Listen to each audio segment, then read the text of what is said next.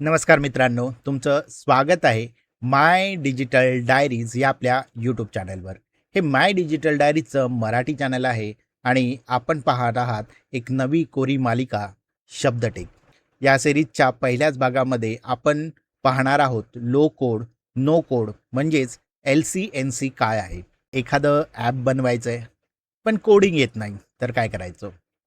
Developer higher करायचा, खर्च होईल. कोर्स करायचा, वेळ जाईल. पण मी जर असं म्हटलं की त्याची गरजच नाही. हा एक असा अप्रोच आहे जिथे सॉफ्टवेअर बनवण्यासाठी तुम्हाला कोड लिहायला लागत नाही किंवा खूप कमी कोड लागतो.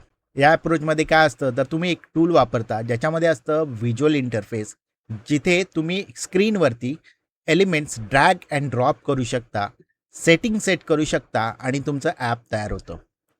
थोडक्यात जसं कॅनवामध्ये तुम्ही काही डिझाईन करता, तिथे जसं तुम्ही ड्रॅग अँड ड्रॉप करता अगदी तसंच LCNCमध्ये ॲप्स बनवले जातात. त्याला कोडिंग लागत नाही. आता हे कोण वापरतं? चला बघूया.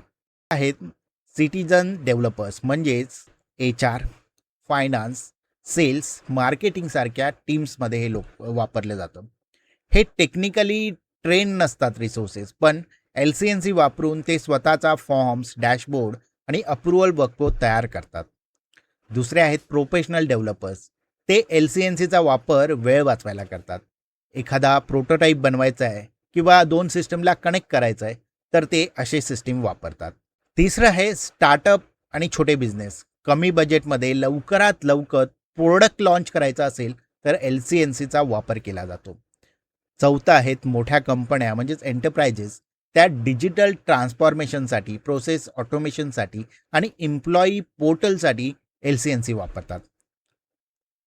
एक नंबरला येतो मायक्रोसॉफ्ट पॉवर ॲप्स.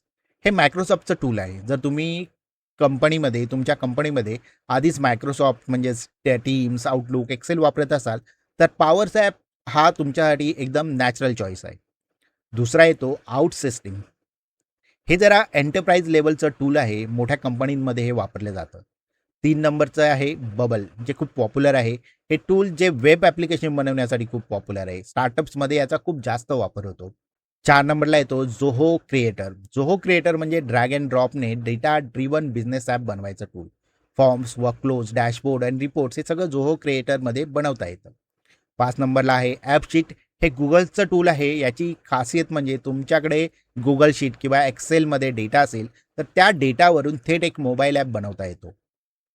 चला आता पुढच्या भागात बघू LCNC नक्की कसं काम करतं.